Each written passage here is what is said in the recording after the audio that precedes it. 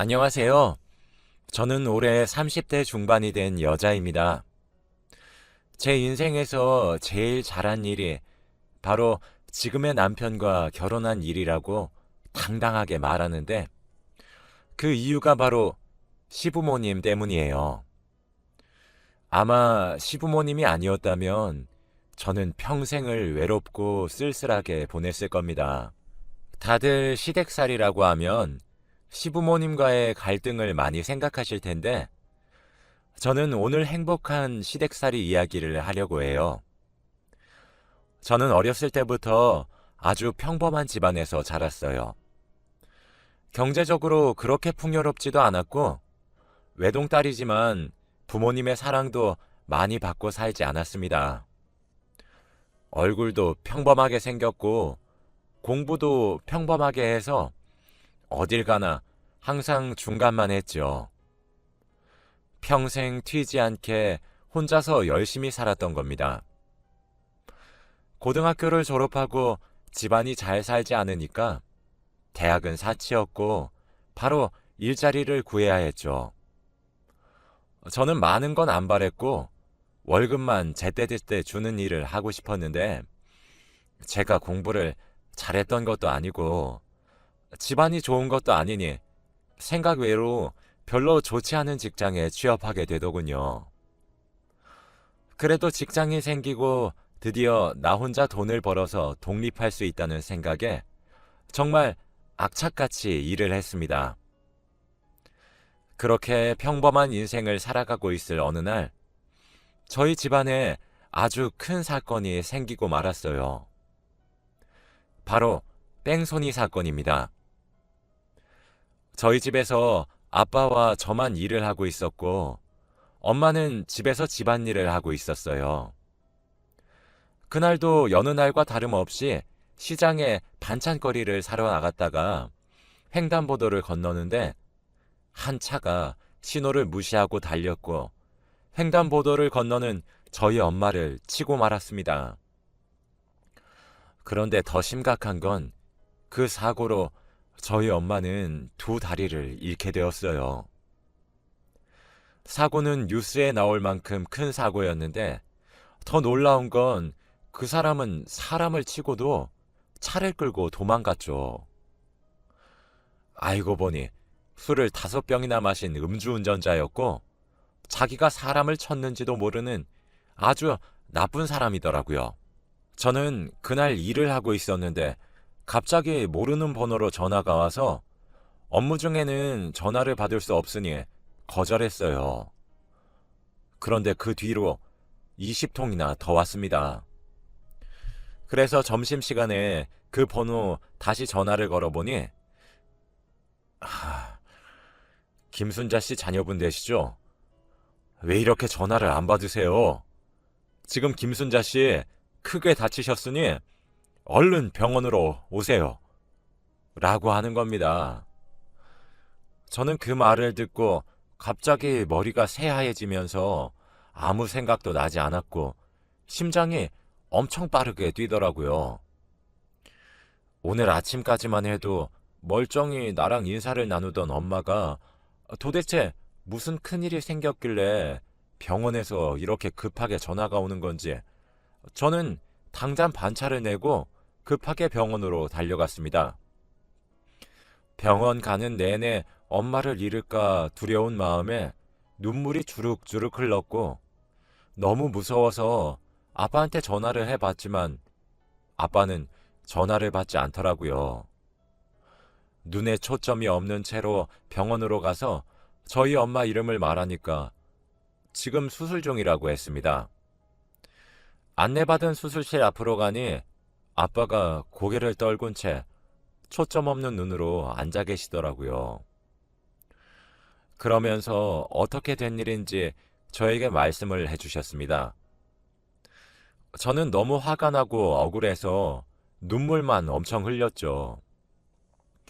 그런 금수만도 못한 자식한테 엄마가 사고를 당했다는 게 너무 화가 나고 원망스러웠어요. 저희 엄마는 세상에서 가장 착하고 선한 사람인데 하늘도 무심하십니다. 저와 아빠는 서로 각자의 생각에 잠긴 채 수술이 끝나기를 기다렸어요. 그렇게 몇 시간이 걸린 대수술이 끝나고 엄마는 중환자실로 갔습니다. 저와 아빠는 수술이 끝난 엄마 옆으로 갔는데 아침까지 있던 엄마의 다리가 없었습니다. 한 다리가 아닌 두 다리 모두요. 의사 선생님께서는 이게 최선이라고 했고 더 이상의 방법은 없다고 했습니다. 엄마는 하루아침에 두 다리를 잃은 장애인이 된 겁니다. 아빠는 엄마를 보자마자 병실을 뛰쳐나갔고 저는 다리가 없는 엄마를 보니까 그 뺑소니범에게 화가 머리끝까지 나서 도저히 용서할 수 없겠더라고요. 병실을 나간 아빠는 다시 돌아오시지 않으셨고 저는 회사를 나가지 않고 옆에서 엄마를 간호했습니다.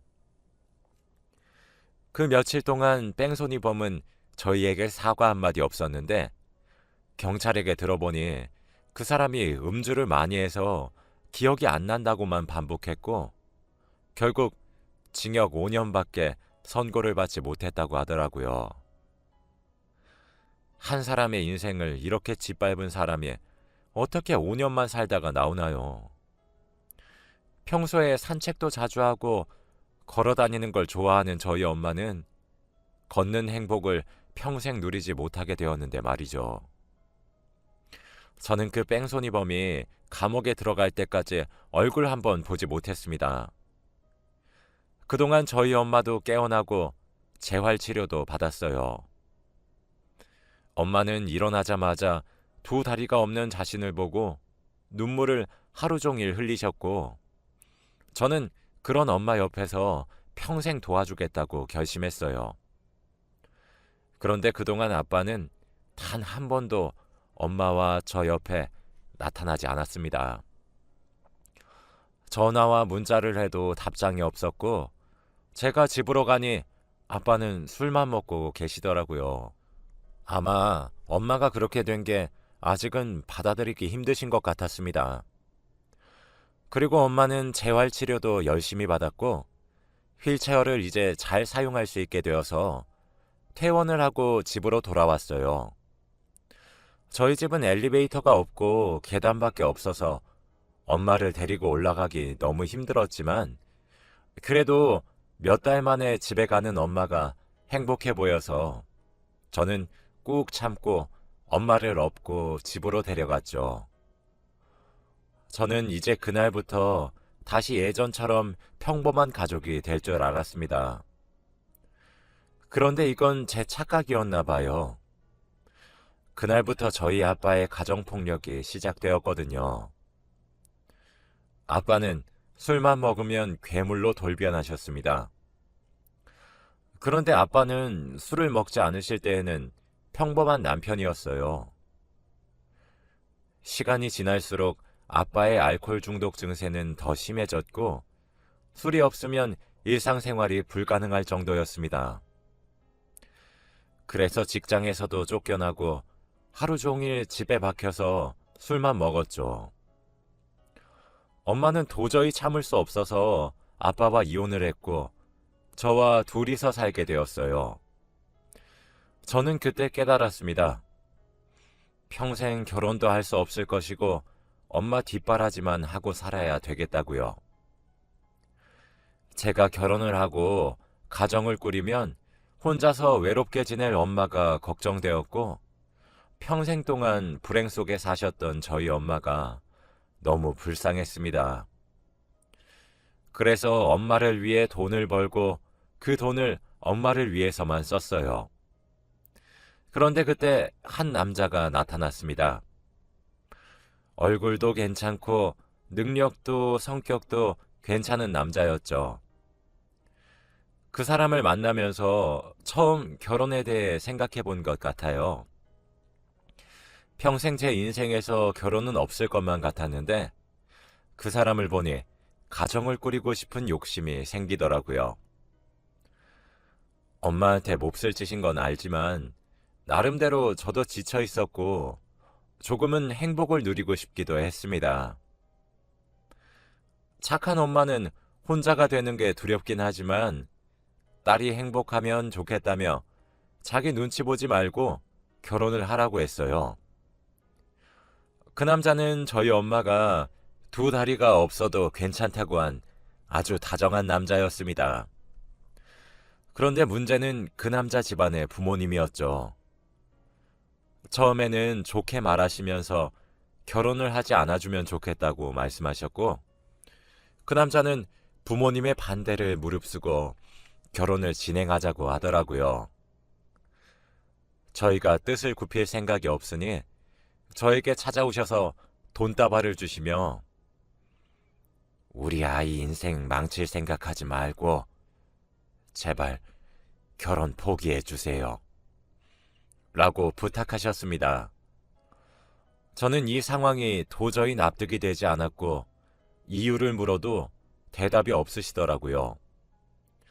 단지 제가 며느리감으로 마음에 들지 않아서 그렇게 말하시는 건가 싶어 제가 열심히 하면 좋게 보실 줄 알았어요. 그래서 마지막 기회라고 생각하고 그 남자의 집에 놀러 갔습니다. 그런데 식탁에 앉아 계시던 그 남자의 부모님은 제 얼굴을 보시자마자 화를 불같이 내시면서 그 남자에게 아들, 다른 여자라면서 쟤랑 헤어지고 다른 여자 만나서 오늘 소개시켜준다고 했잖니? 라고 하시더라고요. 그 사람은 부모님께서 저와 같이 밥을 먹자고 하면 반대하실 걸 아니까 일부러 다른 여자를 소개시켜준다고 하고 자리를 만든 모양이에요. 저는 그 사람 부모님의 팔목을 잡고 어머니, 제가 잘할게요. 딱 한 번만 기회를 주세요. 네? 라고 했습니다. 뭐? 어머니? 어디서 내가 네 어머니야? 라고 하시면서 식탁에 있는 반찬들을 제 얼굴에 다 던지셨고 그러면서 하는 말이 더 슬펐어요. 들어보니까 아빠는 술주정뱅이에 엄마는 두 다리 없는 장애인에 평생 가정교육은 받아보지도 못했을 텐데 어떻게 내가 그쪽을 며느리로 삼나? 내가 죽는 일이 있더라도 절대 그럴 일은 없을 거네. 그런 못 배운 집안에서 자란 사람이 감히 주제도 모르고 우리 귀한 아들을 넘봐? 우리 아들의 아내가 되는 건 절대 안 되네. 당장 이 집에서 나가. 결혼을 반대하시는 이유가 단지 제가 못 믿어서 그런 줄 알았는데 그게 아니라 바로 저희 집안 때문이셨어요. 알코올 중독자 아빠와 장애인 엄마를 가진 저는 자연스럽게 가정교육을 못 배운 사람이 되었습니다. 저는 충격에 휩싸인 채로 그 집에서 나왔고 집 가는 내내 펑펑 울었네요. 제 집안이 평생 저의 장애물이 된다고 생각하니까 너무 막막했고 제 인생에 정말로 이제 결혼은 없을 것 같았거든요. 시궁창 같은 내 인생에서 무슨 부귀영화를 누린다고 결혼이야? 난 평생 결혼은 못하고 엄마 뒷바라지만 하면서 살아야 돼. 내 주제를 알자. 라는 다짐을 수없이 하고 집으로 갔죠. 엄마에게 자세한 이야기를 하지는 않았고 결혼을 하지 않겠다는 말만 했지만 아마 엄마는 눈치를 채신 것 같아요. 제가 밖에서 이런 대우를 받으면서 살아가는 게 자기 탓이라고 생각했는지 혼자 새벽에 우는 소리를 제가 엿듣고 말았거든요. 엄마는 입을 막은 채로 방 안에서 흐느껴 울었고 새벽 내내 잠이 오지 않던 저는 거실을 잠깐 나갔다가 엄마가 우는 소리를 듣고 저도 밖에서 혼자 울었습니다. 다시 평범한 날들을 지내고 있었어요. 다니던 직장에서 일도 열심히 하고 월급을 받으면 저축만 하면서 살고 있었죠. 그런데 몇 달 뒤 갑자기 또 한 남자가 나타났습니다. 우연히 만난 사람인데 처음에는 저에게 좋은 감정을 가지고 있다고 티를 엄청 내더라고요. 하지만 저는 과거에 아픈 추억도 있고 분명 그 사람의 부모님도 저에 대해 알게 되면 그런 상처를 주실 게 뻔하기에 저는 그 사람이 한 발짝 다가오면 저는 두 발짝 멀어지는 관계를 유지하고 있었죠. 제가 이렇게 거절을 하는데도 불구하고 그 사람은 물러설 생각이 없어 보이는 겁니다. 제발 딱 한 번만 만나달라고 애걸복걸했고 저도 저에게 잘해주는 그 사람에게 끌려 딱 연애만 하자는 생각으로 만났어요. 그렇게 한 3년을 만났던 것 같습니다. 저는 시간이 지날수록 그 사람이 좋은 사람인 것을 느꼈고 결혼을 하고 싶었지만 제 주제에 무슨 결혼이냐고 스스로 채찍질하면서 마음을 억누르고 있었죠. 딱 사귄 지 3주년이 되었을 때 남자친구는 저에게 청혼을 하더라고요. 반지를 주면서 무릎을 꿇고 결혼해달라고 했습니다. 저는 당장이라도 그 반지를 받고 남자친구와 가정을 꾸리고 싶었지만 과거의 일들이 생각났기에 저는 청혼을 거절했죠. 미안, 난 결혼할 생각이 없어. 아, 그랬어?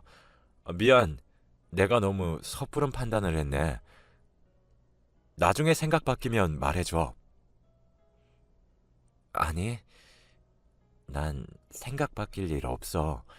난 평생 결혼 안 할 거야. 제 말에 남자친구는 놀란 듯 보였고 제 마음을 돌리기 위해 매일같이 결혼 이야기를 했습니다. 남자친구가 말을 할수록 저는 많이 흔들렸고 결혼을 하고 싶었죠. 저는 이제 남자친구와 헤어져야겠다는 생각으로 제 아픈 과거 이야기를 했습니다. 그러면서 과거에 이런 일이 있었으니 당신네들 가족도 똑같을 거라고 말을 했죠. 남자친구는 왜 이런 일이 있었다고 진작에 자기에게 말을 하지 않았냐고 했고 저는 아무 말도 할 수 없었습니다. 또 자기 가족은 절대 그럴 사람이 아니라고 당부했고 한번 속는 셈 치고 집안에 인사만 드리러 가주면 안 되겠냐고 하더라고요. 솔직히 가고 싶긴 했지만 저번처럼 저에게 반찬을 던지시거나 저희 집안 욕을 잔뜩 하시는 것처럼 하대를 받을 걱정이 되었습니다. 하지만 남자친구 하나만 믿고 인사를 드리러 갔어요. 그런데 초인종을 누르자마자 버선발로 뛰어나오셔서는 남자친구 부모님과 여동생이 저를 반겨주시더라고요. 아이고, 먼 길 오느라 고생 많으셨어요. 밖에 많이 덥죠? 라고 웃으면서 말을 해주시는데 왠지 모르게 과거 그 집안과는 다른 분위기였습니다. 식탁에 앉아서 남자친구 부모님께서 차린 음식들을 먹으며 도란도란 이야기를 나누었어요. 자연스럽게 이야기는 저희 집안 이야기로 흘러갔습니다. 저희 아들한테서 이야기 들었어요. 어머니가 사고로. 저는 그때 조금 겁먹었어요. 어떤 악담을 들을지 마음가짐을 해야 했거든요. 그런데 남자친구 부모님께서 하시는 말은 의외였습니다. 갑자기 눈물을 흘리시더니 아니, 혼자서 어떻게 그런 일을 겪었대? 정말 존경스러워요. 그런 집안에 살면 사람이 흔들리기 마련인데 정말 멋져요. 어머니는 좋겠어요. 이런 멋진 딸도 있으시고. 라고 하시는 겁니다. 아무도 저에게 멋지다, 존경스럽다고 말해준 적이 없었는데 생각지도 못한 사람에게 이 말을 들으니 당황스럽고 놀랐죠. 그러면서 반찬들을 제 밥그릇에 옮겨주시며 오늘 밥 많이 먹고 가요. 라고 해주셨어요. 저는 그분들의 말과 행동을 보고 눈에 눈물이 갑자기 맺혔고 밥을 먹으면서 저도 모르게 뚝뚝 눈물이 흘렀습니다. 제가 갑자기 우니까 다들 당황스러우셨는지 왜, 왜요? 밥이 입에 맞지 않으셨어요? 라고 하셨고 저는 아니에요. 너무 맛있어요. 감사합니다. 정말. 이라고 했어요. 그렇게 행복한 식사 자리가 되었고 저는 이런 집안이면 남자친구와 당장이라도 결혼하고 싶었습니다. 그날 이후로도 남자친구 부모님과 시누이는 저를 딸처럼 여겨주시고 자주 저희 집에 놀러 오셔서 혼자 있을 저희 엄마의 말동무도 되어주시고 같이 커피도 마시면서 즐겁게 해주셨죠. 아직 결혼도 안 했는데 저희 엄마와 남자친구 부모님은 서로 사돈사돈 거리면서 친해지셨더라고요. 저와 남편은 그 모습을 보고 너무 뿌듯했고 결혼을 늦출 이유가 없었습니다. 다행히 결혼은 속전속결로 진행되었고 행복한 나날들의 연속이었어요. 결혼을 하면 시댁살이도 있고 시누이도 많이 괴롭힐 줄 알았습니다. 그런데 그건 저의 쓸데없는 걱정이었어요. 남편은 저에게 먼저 장모님, 혼자서 많이 힘드실 테니 우리랑 같이 사는 건 어때? 라고 먼저 말을 해주었고 그런 남편에게 너무 고맙더라고요. 남편은 저와 엄마가 살던 집으로 짐을 옮겨서 셋이서 같이 살게 되었습니다. 그리고 여기서 끝이 아니었어요. 시부모님과 시누이는 결혼 전보다 더 자주 오시면서 저희 엄마의 친구가 되어주셨죠. 그러면서 어느 날은 밤늦게 저를 방으로 시어머니가 부르시더라고요.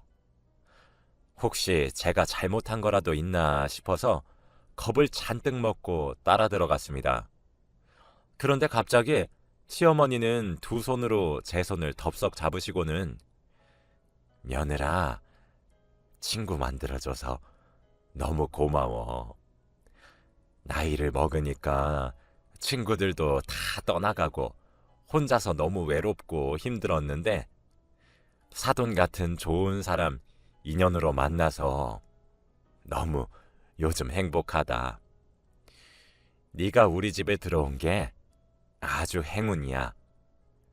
복덩이야, 우리 며느리. 라고 하시는 겁니다. 이게 꿈인지 생신지 감회가 새로웠죠. 그러면서 시어머니는 저를 꼭 안아주셨고 시어머니 먼저 거실로 나가셨어요.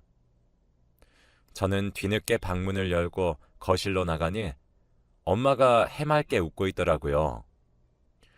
엄마는 사고 이후에 한 번도 웃으신 적이 없는데 시부모님과 남편 그리고 시누이까지 함께 도란도란 이야기를 하며 행복해 하시는 모습을 보니까 제가 다 기쁘고 뿌듯했습니다. 정말 이 남자 아니었으면 어쩔 뻔했나 싶었죠. 그리고 어느 날은 제가 일을 늦게 마쳐서 밤늦게 집에 가야 할 날이 있었습니다. 택시를 타고 가려고 회사 건물을 나왔는데 글쎄 건물 앞에 시아버님께서 계시더라고요. 저는 아버님을 보자마자 아버님, 여긴 어쩐 일이세요? 라고 했어요. 아니, 시간이 너무 늦었길래 데리러 왔지. 우리 며느리. 에이, 택시 타고 가도 되는데. 원래 딸이 밤늦게 마치면 아빠가 데리러 가는 거야. 걱정되는 걸 어떡해. 저는 몇 년 만에 아빠라는 단어를 듣고 너무 벅차올랐어요. 그러면서 같이 아버님과 택시를 타고 가는데 눈물이 흐르더라고요. 어떻게 이런 좋은 시부모님이 계실 수 있나요? 저는 일부러 눈물을 흘리고 있는 걸 들키지 않기 위해서 창밖만 바라보았고, 아마 제가 코를 훌쩍훌쩍거리는 소리를 듣고 시아버님도 눈치채신 것 같아요. 저는 집 가는 길에 결혼하기 잘했다고 계속 생각했습니다. 그 사람이 저에게 매달려 준 게 너무 고맙고 감사해요. 지금 생각해보면 평생 불행을 지금 다 보상받은 기분입니다. 다들 시댁이 어렵고 불편하다는 말이 많은데 저는 시댁이 너무 좋고 사랑받는 기분이 너무 행복해요. 평생 동안 사랑이란 걸 받아본 적이 없는데 저를 이렇게 친딸처럼 예뻐해 주시는 분들을 보니 힘이 불끈불끈 솟아오릅니다. 얼마 전에 저희 집에 좋은 일이 생겼어요. 바로 제가 임신을 했거든요. 그것도 쌍둥이를요. 제가 쌍둥이를 임신했다는 소식을 알려드리니 다들 너무 좋아하셨습니다. 그러면서 저한테 절대 움직이지 말고 손 하나 까딱하지 말라고 하세요. 다들 정말 웃깁니다. 그리고 무엇보다 제일 좋아하는 건 바로 시누이가 아닐까 싶어요. 아직 임신 7주차밖에 안 됐는데 얼른 쌍둥이들 보고 싶다면서 벌써 임신 축하 물건들을 잔뜩 사주기 시작하거든요. 예쁜 여동생이 하나 생긴 기분이에요. 이제서야 행복이 뭔지 진정 알아가고 있습니다. 다들 저에게 잘해주시니 너무 기쁘고 이 행복을 감히 제가 누려도 되나 싶네요. 모든 집들이 시댁살이가 심한 게 아니에요, 여러분. 저희 시댁같이 아주 따뜻하고 며느리를 귀하게 여기는 집안도 많습니다. 제 이야기는 여기까지예요.